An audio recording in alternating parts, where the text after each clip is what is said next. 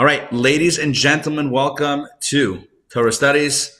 This is our weekly get-together where we explore, plume the depths and the wisdom of Torah each and every single week on Tuesday night. So this week's Torah portion is Vayigash. And at the beginning of the Torah portion, we have the great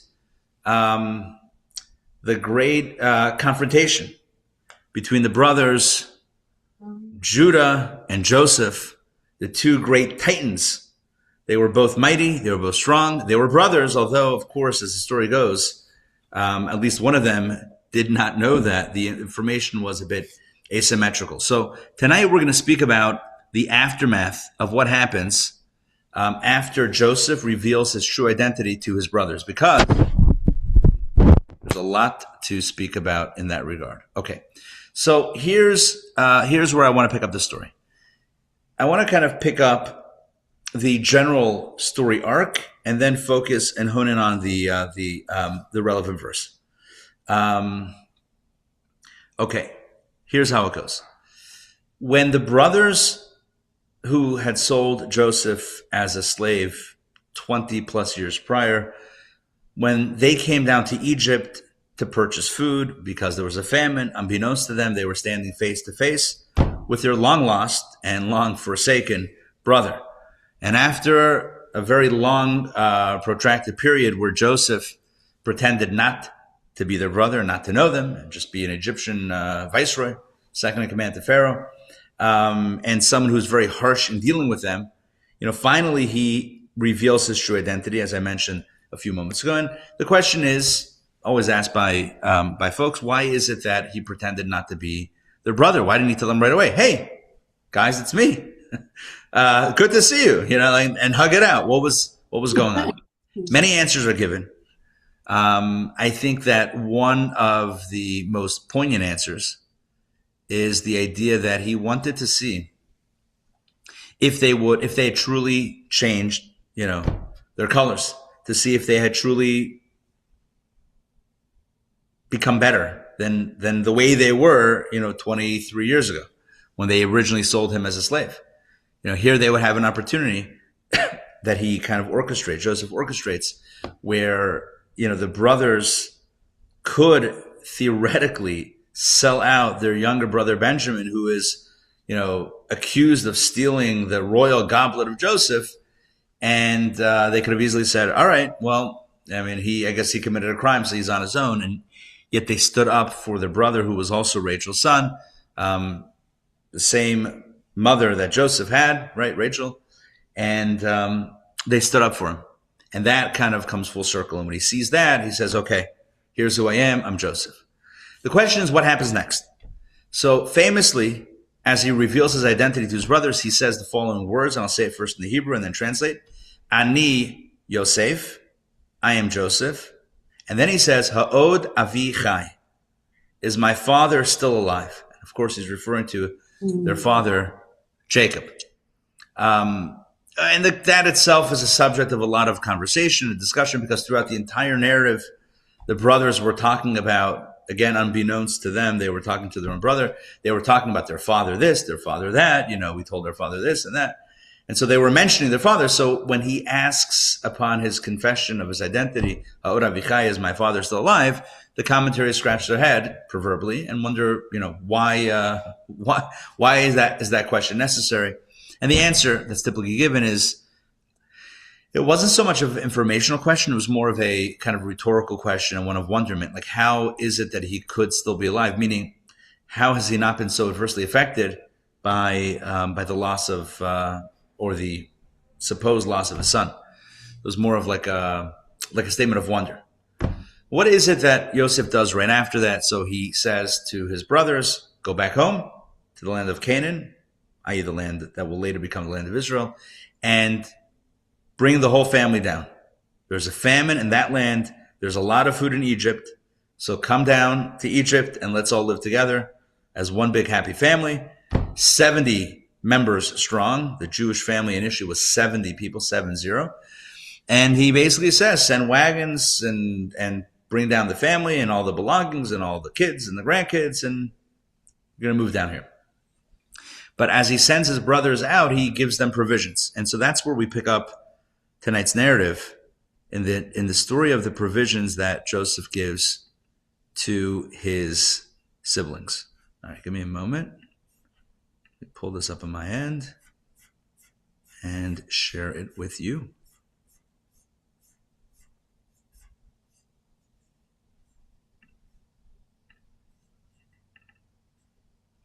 Okay, text number 1. Dr. Maxey, would you like to read, please? And the sons of Israel did so, and Joseph gave them wagons by Pharaoh's orders, and he gave them provisions for the way. He gave them all, to each one, several changes of clothing, and to Benjamin he gave 300 pieces of silver and 5 changes of clothing. All right, thank you for reading that. So what we see here is that Joseph kind of, gives them provisions and loads them up for their journey back to Canaan to then go back to Egypt. So it's a bit of a round trip. And so, like any, I would say Jewish mother, although he was a Jewish father, I guess, right? It's like, oh, you're going on a trip. Take a sandwich. It's like, it's an hour flight. You never know. You might be delayed, right? It's like the classic Jewish mother move. So he gives them provisions. But look at this. Look at verse 22 as Dr. Maxey read. He gave them all several changes of clothing, but to Benjamin, to Benjamin he gave 300 pieces of silver and 5 changes of clothing. Clearly, what's he doing? He's giving Benjamin, more stuff than the others. And the curious student of Torah at this point throws their hands up in the air and says, are you kidding me? Again with the asymmetry, again with the favoring one sibling over the other, and now it's Joseph favoring his brother from his mother. I mean, Jacob was, right, he had 12 sons, the 12 tribes from 4 different mothers, as it were. That's another, right? So Rachel and Leah and Bilhah and Zilpah, only 2 sons born of Rachel, Joseph, and Benjamin. And so he's favoring the brother that they shared mothers, and everyone says, "Oh no, not again!" Like let's keep everything similar. Give me 1 second. There we go. Let's keep everything similar. Let's not do this. Take a look at what the Talmud says. Text 2a. Let's get the birthday boy in. Howard, are you up to reading? All right. He gave them all, to each one, several changes of clothing, and to Benjamin he gave 5 changes of clothing. It is possible that in the very thing from which that righteous man Joseph had suffered, he himself should stumble, for his father show favoritism toward him, aroused the inimity of his brothers. So take a look what the Talmud says. The Talmud says, rhetorically, like you and I would say, are you kidding me? Again? We have someone favoring one over the other. It's not a good thing. Listen, I mean, maybe you could say that I learned this from the biblical example, but I know that if I get one of my kids, I don't know, my kids are getting older now, but like, they were little kids. You get, oh, I'm going to come back. Let's say I go to New York for a week or whatever it is, for the conference of rabbis. Come back with one little New York snow globe. How's that going to work? How is that actually going to work? You know what I'm talking about, the little snow globes? They still make those. I love New York, right? Those little things, right? Holiday season-esque. Yeah, one of them, and let's say there's a few little ones. Are you kidding me? Bad idea. So he gives Benjamin more stuff than the others so that when they travel back, and it wasn't a 1-hour flight, so when they travel back to Canaan/Israel, they should be fighting about who got more. Seriously, what's going on? So the Talmud leaves it as a question, like, are you kidding me? Like he didn't learn any lessons after all those years? All right, but we're gonna go a little bit deeper, and let's go a little bit further. Charna, if you don't mind, please reading text 2b.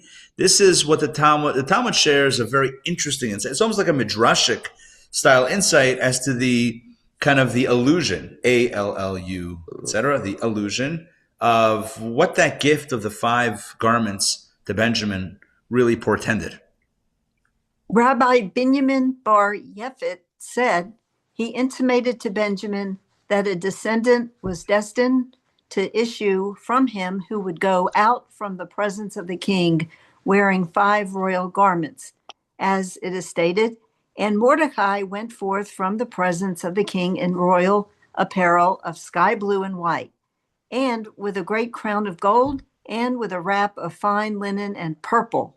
Well, there you go. And so the Talmud here wraps this story into the story of the book of Esther and the holiday of Purim. And it's like, what just happened? So here we go. The Talmud says you got to look a little bit, across generations, whatever that word is, right? Transgeneration. Let's look across generations here. Who is Benjamin? He's not just Benjamin. He's the father of a tribe of Benjamin. That was one of the 12 tribes. And who's a famous descendant of Benjamin? Mordecai. And who's Mordecai? Well, who's Mordecai? He's one of the heroes of the Purim story, right? He was cousins with Esther, who then became the queen. And it was he who told his cousin Esther, who was living in the palace, you got to tell your husband, the king, to annul the decree that he passed together with Haman, right? That was the whole thing. So Mordecai is a Jewish hero. And for all time, we celebrate Mordecai. And people dress up, and kids and adults maybe dress up as Mordecai every year on the holiday of Purim, which is a beautiful and wonderful dress-up holiday. And so what happens in the story as kind of the tides turn in the story, and Haman falls and Mordecai rises. So what happens is that Mordecai is honored by the king. And it says in the book of Esther, chapter 8, it says he went forth from the presence of the king in royal apparel, sky blue and white, a great crown of gold, wrap of fine linen and purple. And to be honest, I don't see 5 garments there, but the Talmud is happy with that being 5. And so if the Talmud's happy, I am certainly very happy. So what are the 5 as Joseph? And this would be, let's do some math here. Let me do some quick math. This could be upwards of 700 years prior or so. Many, many centuries earlier, says the Talmud, when Joseph hands Benjamin 5 changes of clothing, it's almost like a portent of the future when Benjamin's very own descendant, Mordecai, will be given the royal garments.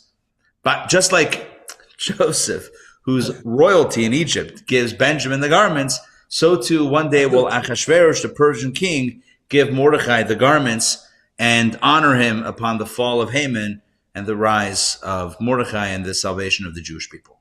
Okay, great. It's a wonderful explanation, and it kind of explains that it wasn't favoritism. It was rather kind of, again, predicting the future on some level. Okay, but we're still going to ask the following question. And the question is going to be based on text number 3. Let's see. Adina Malka, if you're up to reading text 3, I'd be honored. So Pharaoh sent and called Joseph, and they rushed him from the dungeon, and he shaved and changed his clothes, and he then came to Pharaoh.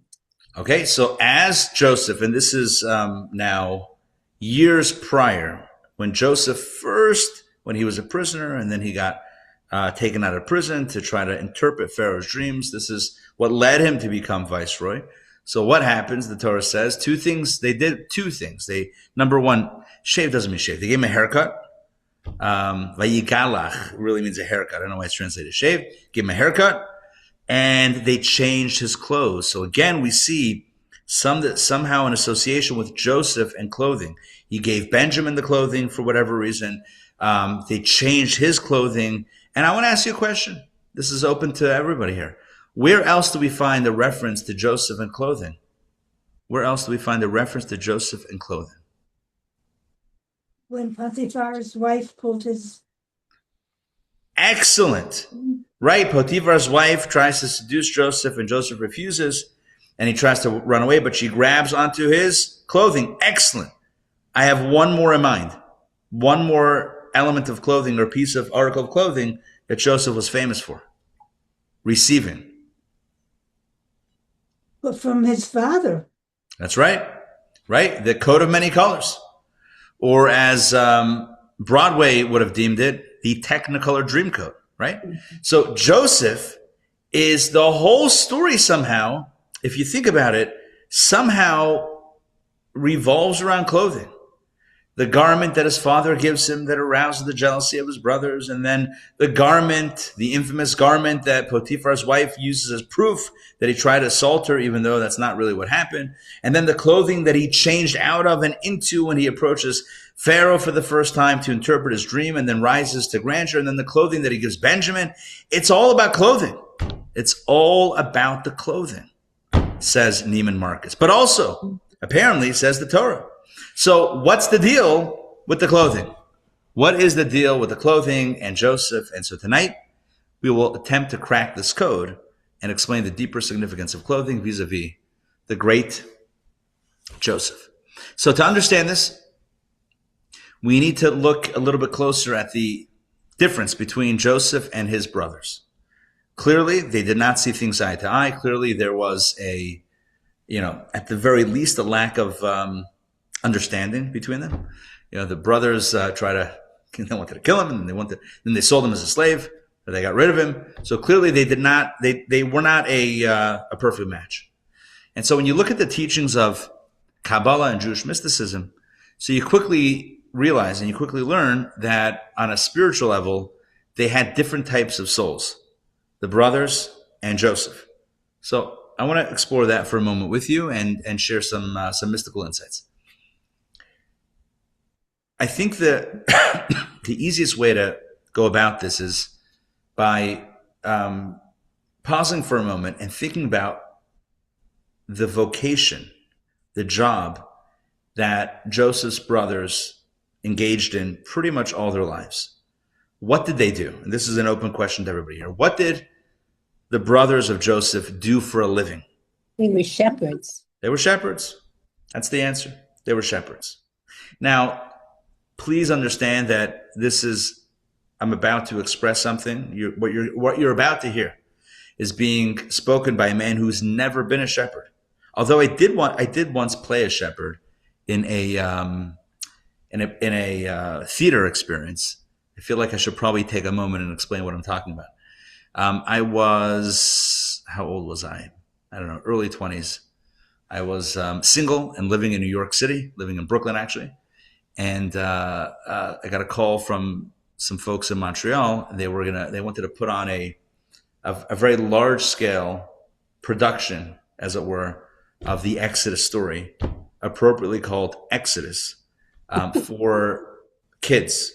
So they got a anybody familiar with Montreal here? No? Yes? Anyway, there's a mall in Montreal called Cavendish Mall. Couldn't tell you exactly where it is. It's somewhere in Montreal, Cavendish Mall. And they had one of their anchor stores was empty for whatever reason. So got the space. I didn't arrange it, but you'll see soon my role in it.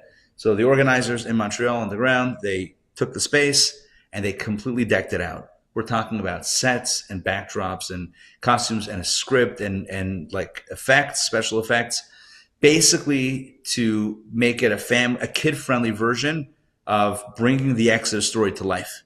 And they brought in thousands and thousands of Jewish kids from Montreal, from Jewish schools, from public schools. They brought in kids it was kids that were Jewish, that weren't Jewish, to come in and experience this. My role, I was one of the actors. My role was Moses. So, as I say that I was never a shepherd, I did play one in Exodus, the production.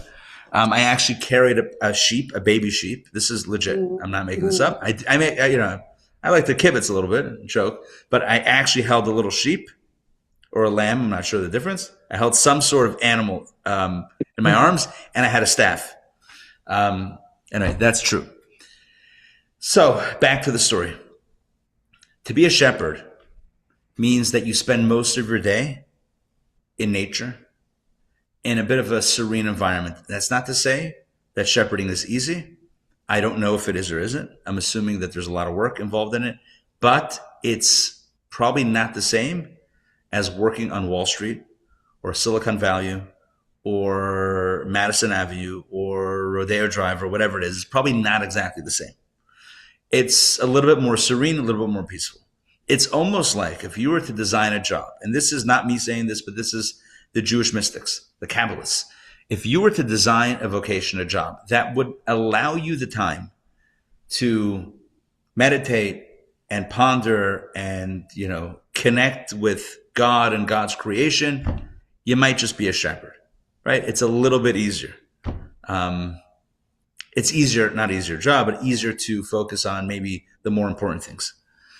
So it reminds me of a story. There was once a Jewish immigrant who came to America, and he didn't have a job. So somebody, a fellow Jew, offered him a job. I guess this was New York City, in a factory.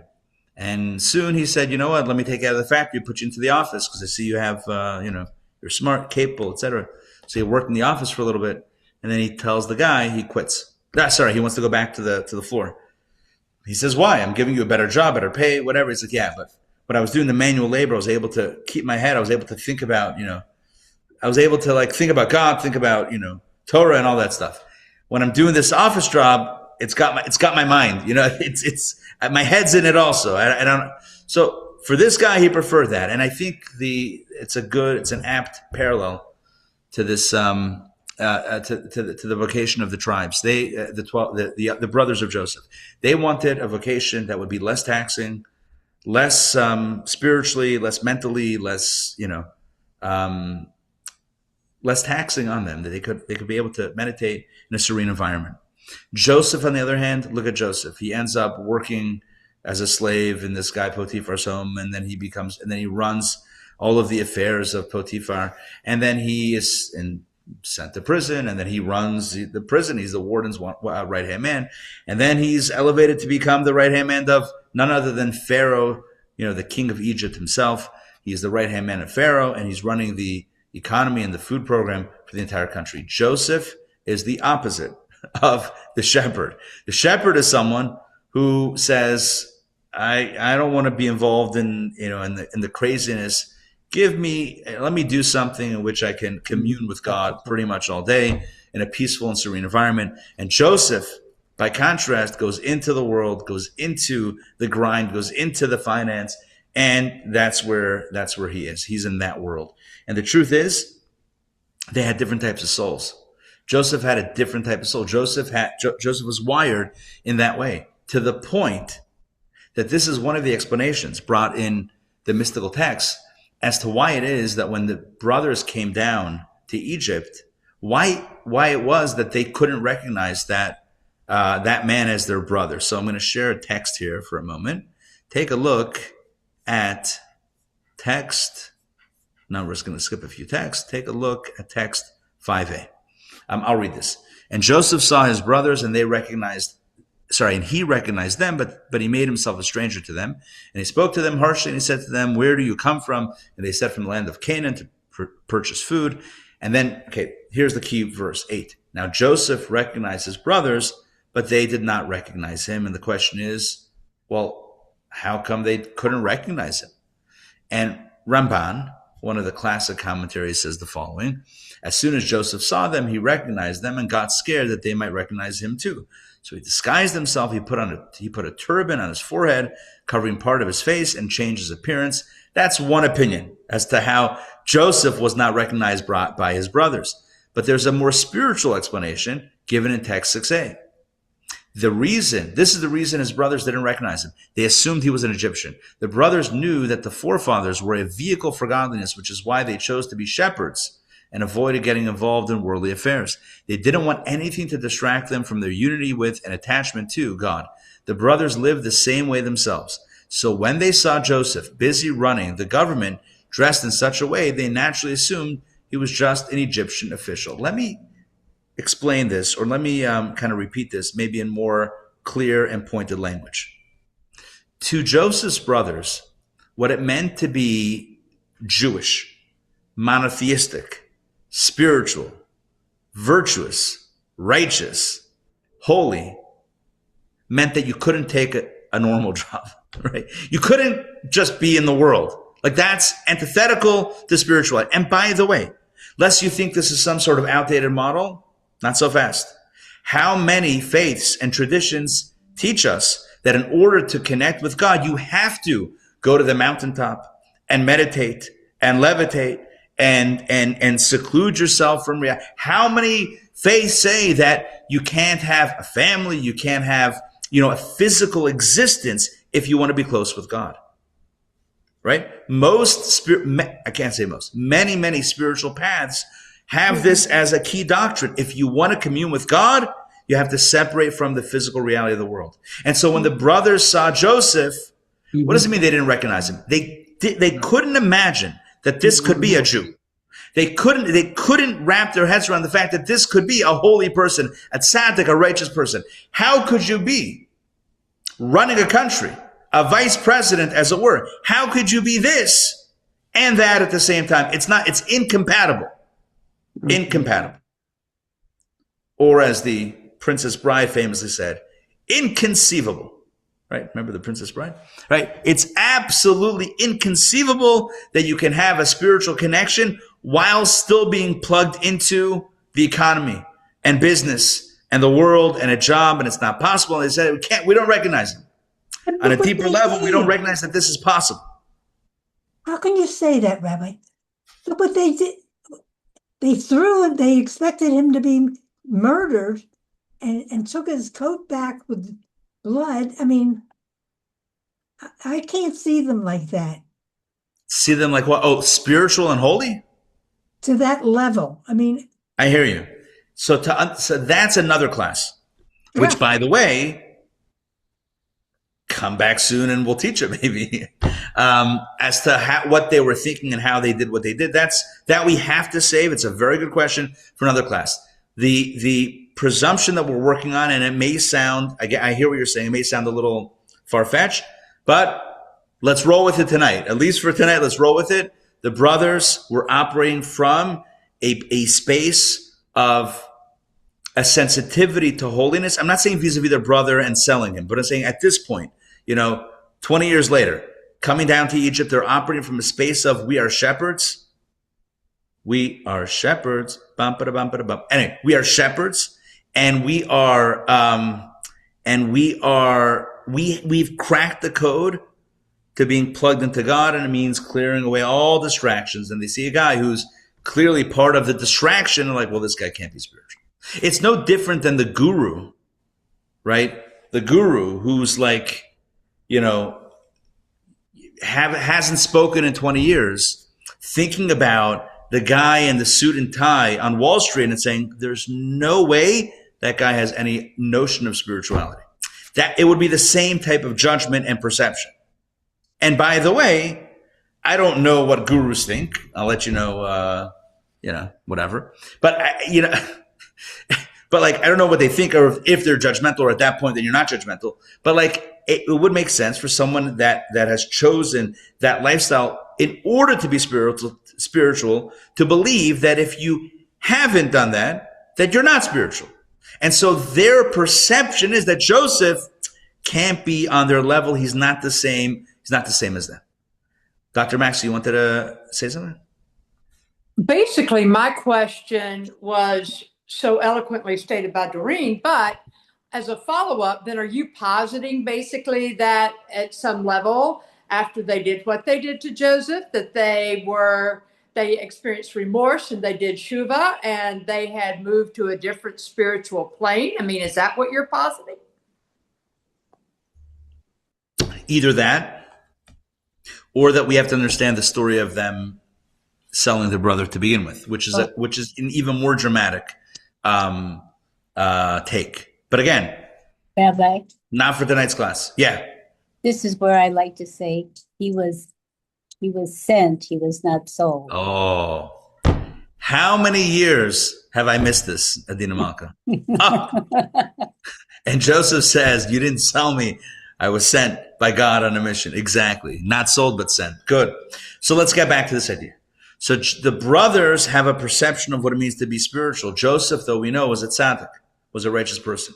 And so the question here, and this is the core question of tonight's class, is how could Joseph be righteous while in midst of the grind, in midst of the political and economic affairs of Egypt, how could he remain plugged in while in a state that seems to be so physically and materially distracting?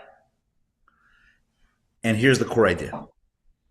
The core idea is that if your connection to God and spirituality is surface deep, meaning only on the surface, then you got to put yourself in the right context, otherwise it's not going to work.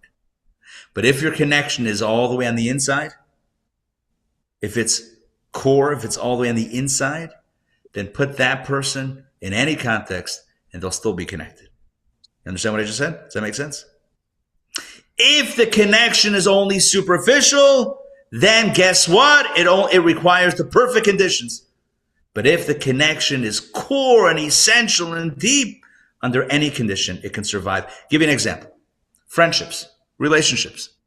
Some friendships and relationships are a matter of context. You happen to be roommates in college, so you became friends. Okay. If the friendship doesn't advance beyond that, you know what happens? When college is over and you go separate ways, you know what happens? No friendship. And I'll ask you the question. This is not a confession, but it's a question, right? Have you had relationships or friendships in your life that over time have faded? Yeah? Or that were only existed in one context, but not another context? And the answer for all of us is yes. And the reason is because that friendship wasn't deep or essential necessarily. It might have been just surface, in this context, contextual based. So it's because we lived in the same space that we were friends. And now that we don't, we're no longer friends. Not that we don't like each other, but we're just no longer close or friendly or friends. We don't call, we don't connect. But sometimes you're so connected with somebody on the deepest of levels. It's not a surface-based connection. It's a deep connection. You could be at the furthest ends of the earth. And you know what? Still connected. Because it's not about context. It's not about surface. It's deep. The brothers related to God the following. Under the perfect circumstances, we can focus and meditate and pray and study and be connected. But if you disrupt that perfect ecosystem, it's going to be over. And how many Jews, when they came from the old country to the new country, said exactly that? The only way we can remain Jewish is recreate the ghetto right here in the US of A. How many communities to this day exist by putting up ghetto walls, not physical, but conceptual, around their communities to keep out foreign influences and keep in what needs to be kept in, and afraid of exposure to the outside, because Judaism in this mindset can only exist and flourish and survive under the perfect exact conditions. And then you have a different mindset, and that is the mindset of Joseph, who says, my connection with God is not based on the fact that I didn't go to work or that I remained in the field with my sheep, looking at the sky, looking at at the beauty of nature and communing with God. That's not what makes my connection. My connection with God is way deeper. You can throw me into Egypt in some dude Potiphar's home. You can throw me into prison in ancient Egypt. You can throw me into Pharaoh's palace, second in command, and I'll still be connected. Because my connection is not skin deep. It's not superficial. It's at the core. Many criticized the Rabbi, Lubavitcher Rebbe, when he, sent out so many Chabad rabbis and Rebbitzins, couples, to open up Chabad centers around the world. Are you crazy? 1950s, this started. First shliach was sent to Morocco. Are you crazy? Post-Holocaust, you have to build communities. You're sending people around the world to open up centers around the world. When the first Chabad houses opened up in California, one of the first one was, I believe, UCLA. Second one might have been Berkeley. And people were saying, are you kidding me?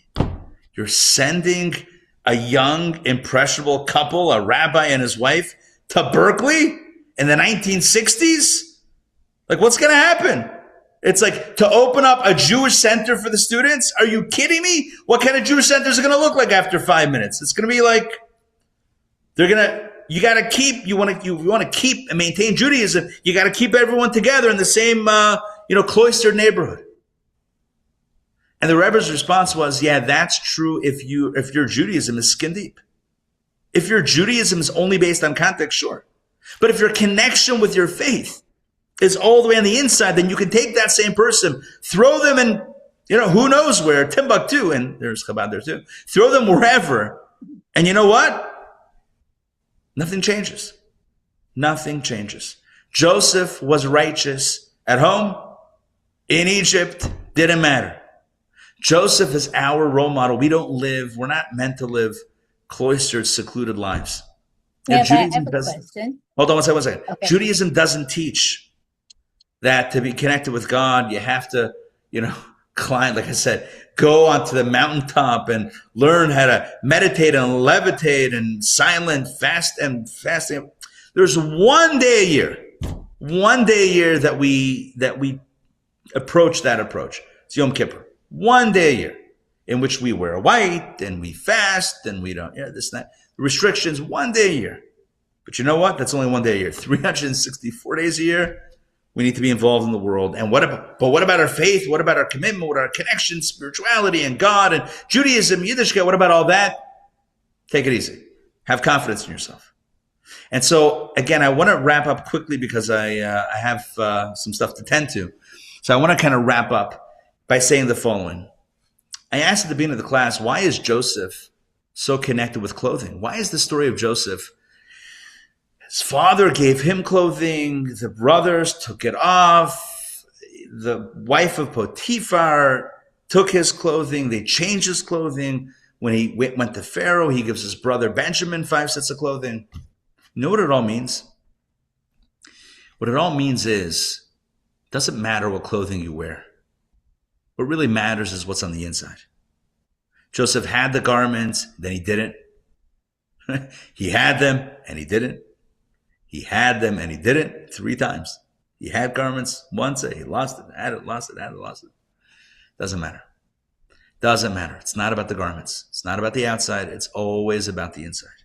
If anyone ever wants to tell you that it's only about the outside and you have to do this and you have to look like that, missing the point. It's always on the inside. It's always your core identity, your essence. Who are you at the core? And when you're confident and you know who you are at the core, and you can go into any context and be a shining example of what it means to be a mensch, what it means to be a good person, a God-fearing person, a person who carries the torch of Joseph. And so, Joseph is the role model of those who walk the halls of power, walk the halls of,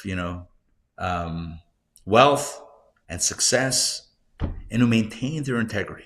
How many people step into success and the integrity falls? It's easy to have integrity when you don't have a challenge. It's easy to be a tzaddik in a synagogue, because what are you going to do? Like, what else are you going to do over here, right? But it's hard to be righteous when you're facing challenges. Joseph reminds us that it's not about the clothing we wear, but about what's inside that really matters. Back to the story of Mordechai. Right, Mordechai gets dressed in these 5 garments by the king. And Mordechai was a tzaddik also. He was a Talmud Chacham, he was a Torah scholar. He was the head of the Jewish court of his time.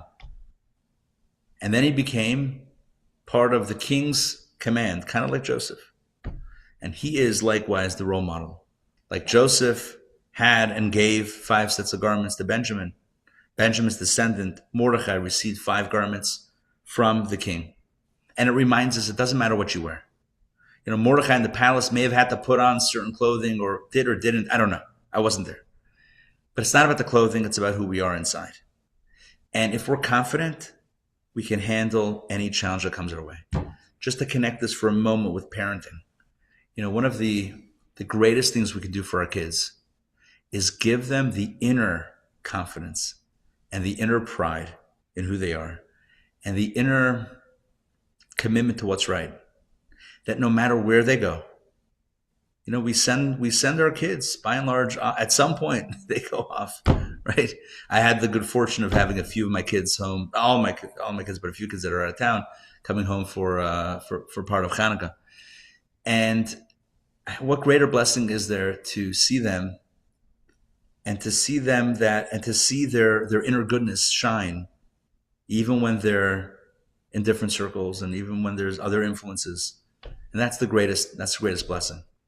And so my blessing for all of us is that in the spirit of this week's Torah portion, the story of Joseph and the garments, may we always remember that it's not about the outside, it's about the inside. The stronger we are inside, then we can face any challenge that comes our way, any condition that comes our way, and not only survive, but thrive. And that's my blessing to all of us. Let us say amen. All right. I know there were a few questions. Let's do a few questions, and then I'm going to close out for tonight. Adina Malka, you had a question? Yes. This lesson of if you're totally connected, you don't need to be in a perfect environment. You carry that with. Could that argument be made in Israel, where they want the religious men to start fighting in the war? My question also. That's a good question. Did I mention I have to go? No, I'm kidding. I have a new policy that I'm just creating now in the moment, which is, I don't know that I'm the expert on Israel and Israeli politics and Israel. I hear you. That makes sense. Yeah, it makes sense to me. All joking aside, that makes a lot of sense to me. Yeah. But I think it's consistent with the Jewish message. Go to work, earn money, create something beautiful, and don't forget who you are inside. Wear a suit, wear a tie, wear whatever it is. It's not about the outside. It's not about the externalities. It's about the core. Pirkei Avot, Ethics of the Fathers, says, what's the greatest quality of a human being? The answer is Lev Tov, a good heart. If you have a good heart, what else do you need? Kindness, love, generosity, spiritual connection. These are all qualities on the inside. At the end of the day, they're all inner qualities. In Israel, Sorry? In Israel, the respect for seniors is unbelievable. The love for my friend's a little boy came home. They live a mile out. He had a bandage or something. He said, what happened? Well, I fell off my bike. Well, how did you get this? Who did this? Who put the bandage? A mother. That's Israel. Beautiful. You just got back from Israel, Doreen. Right. Unfortunately. By the way, your husband, Bert, played for me Yared's, your grandson's charge or a goodbye or farewell message from the IDF. Speaking of heroes in the IDF, incredible and powerful. All right. I want to wish everybody, again, blessings for an empowered week. May we carry this message. May we be like Joseph, not afraid to walk the halls of power and not afraid to be who we are. Don't have to compromise who you are. Even wherever you go, be who you are and create the change in that space from the inside out. May we be empowered to do so. Wishing everybody a week filled with light and love and inspiration. And again, I confessed. I just kind of looked at my phone. We are still 97%. We're getting closer. If you haven't yet contributed and wish to do so, now would be a great time. And otherwise, I'll be on the campaign trail to make this successful. Thank you all for your support and for being here. Next week, Ari, is it still double matching? Yeah, till 9:00. So emphasize that. So for 38 minutes, Mom, it's almost like we planned this. More, it's double matched. Sorry? For 38 minutes and 35 seconds more, it's double matched. Yes. Well, now you're getting me nervous. Okay. Yes. Only 38 minutes left. Correct. So till 9:00, it's double matched. After that, the matching money runs out. And if you can help, that would be great. So let's speak about next week for a second. Next week is that the 30th next week? It is the 30th. I am Erev around. Yom- Erev Yom Tov. Yeah. Which Erev Yom Tov? Oh, no. Erev. It's No. Erev Yom Tov. I'm No, it's a kidding. fast day. Okay, here's the deal. It's a fast day, the 10th day of Tevet, but it's a minor fast day. The fast day ends at 6:23 here in Atlanta. Okay, we'll have a class. We're on for next week. I'll be here, so we can do it for those that want to come in person. We'll have Zoom option as well.